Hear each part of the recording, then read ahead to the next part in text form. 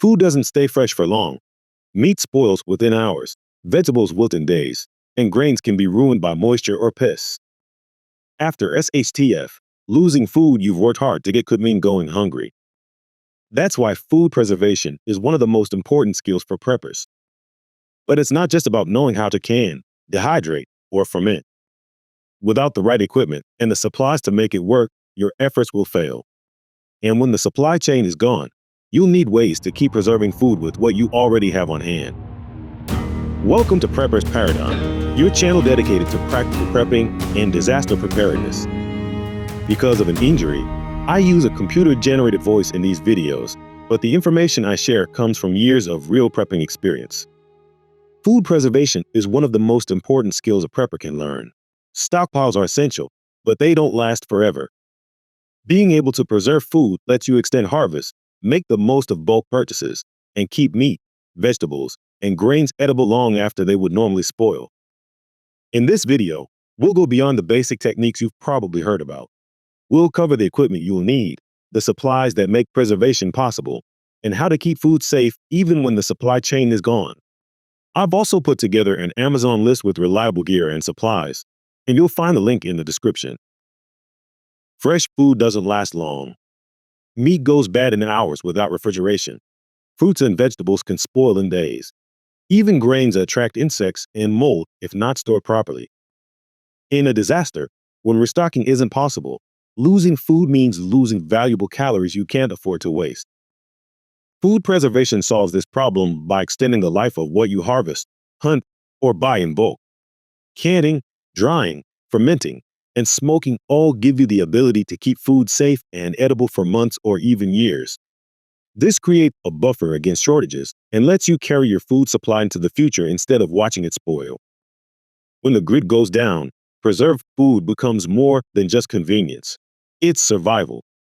Those who can safely preserve food will stay fed while others go hungry. That's why every prepper should make food preservation a core part of their preparedness plan.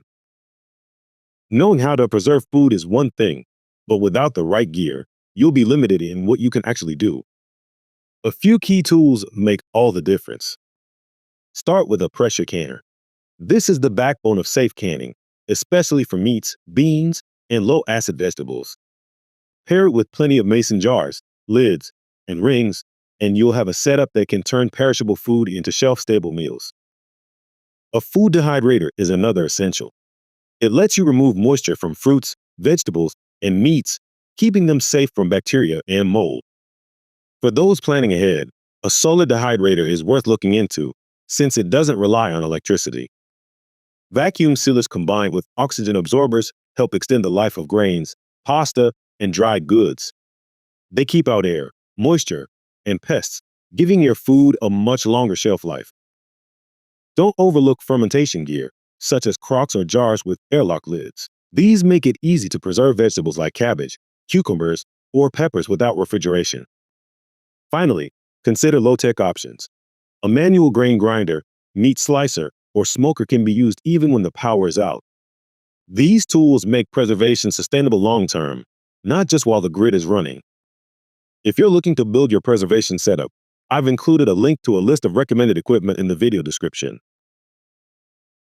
Equipment is important, but without the right supplies, you won't be able to preserve much at all. Some of these items store indefinitely, so it makes sense to stock up while you can. Salt is one of the most versatile preservation tools. It can be used for curing meat, making brines, and keeping bacteria at bay. It's cheap, lasts forever, and should be stored in bulk. Vinegar is another must-have. It's essential for pickling and can be used in fermentation. Gallon jugs of distilled white vinegar are inexpensive and store well for years. Sugar and honey both preserve and sweeten food. Honey, in particular, never spoils and can also be used medicinally, making it one of the most valuable preps you can store. Spices not only enhance flavor, but also play a role in preservation.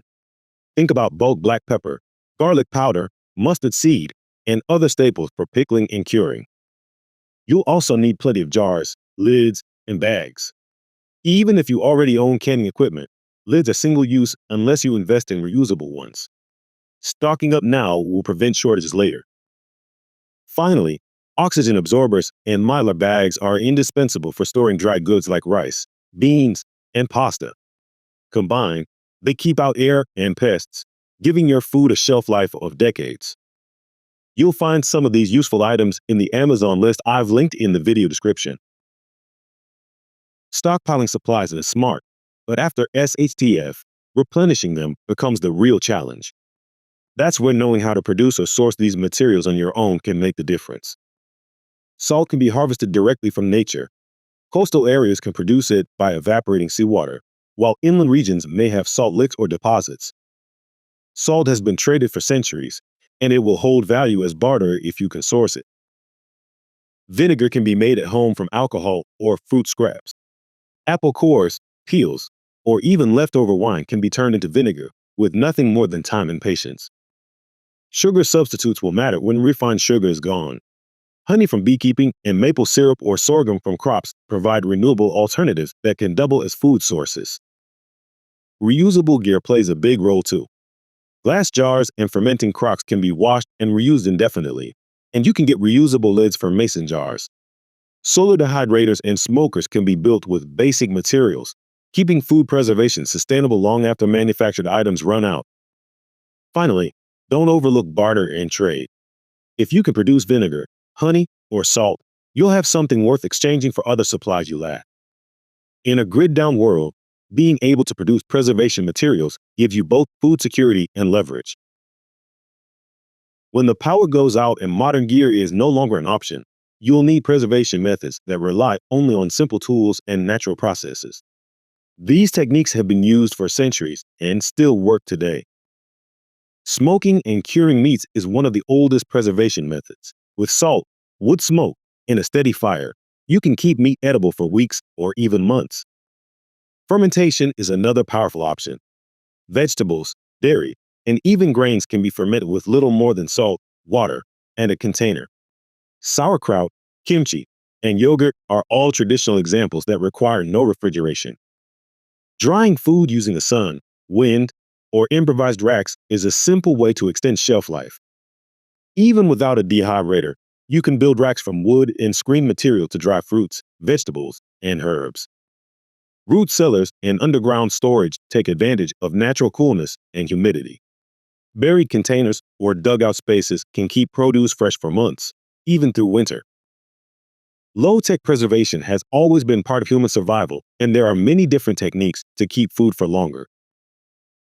I've included a couple of books and DIY-friendly tools in the Amazon list if you want to dive deeper into these traditional techniques. Learning them now ensures you'll be ready to use them later. No single preservation method works in every situation. The strongest prepper plan uses a mix of techniques, equipment, and supplies. Start by combining modern methods with traditional ones. Pressure canning, dehydrating, and vacuum sealing give you reliable storage while the grid is still up. Smoking, fermentation, and root cellaring give you long-term security if power and supply chains fail. Balance what you stockpile with what you can produce or replace. Bulk salt, jars, and oxygen absorbers are smart to store now. Skills like making vinegar or building a solar dehydrator give you the ability to keep going when those supplies run out. Most importantly, practice now. Don't wait for an emergency to try canning meat or fermenting vegetables. Mistakes made today are lessons learned, but mistakes after SHTF could cost you food you can't afford to lose. A resilient food preservation plan doesn't just keep you alive, it keeps you independent, able to sustain yourself no matter how long a disaster lasts. Food preservation isn't just a handy skill, it's one of the biggest advantages a prepper can have. Knowing how to keep food safe for months or years means you can stretch your resources, protect your harvest, and stay independent when others run out. We've covered the equipment, the supplies, and the low-tech methods that still work when the grid goes down. The real prepper's edge comes from putting them all together into a plan you can rely on when the grid goes down. For links to pressure canners, dehydrators, jars, oxygen absorbers, and other essentials, check out the Prepper Food Preservation list in the description. It's a good starting point for building your own setup. If you found this video useful, hit the like button, subscribe for more prepping content, and share this with others who want to stay ready. And don't forget to visit the website for more in-depth prepping guides and resources. Thanks for watching. Stay safe, stay prepared, and I'll see you next time.